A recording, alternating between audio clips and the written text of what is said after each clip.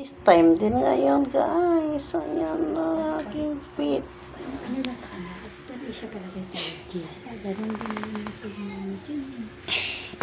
Eh, kayong dalawa, wala naman magbubukas-sara ng rep. Eh, hindi katulad sa amin si Baby. Si Baby, walang tigil dyan.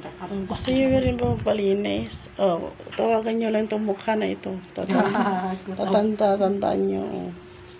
Sa mga taga-batasan. Ayun siya yung magpapalinis.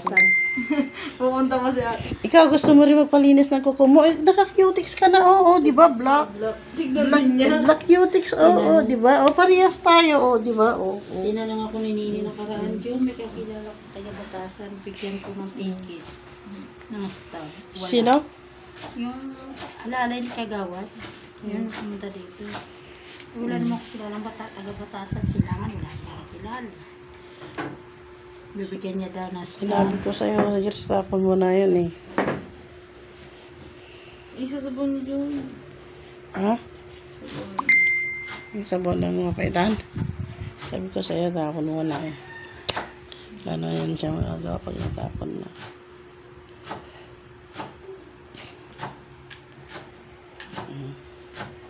Pati siya dun. Pinagalitan ka sa bayan tabi.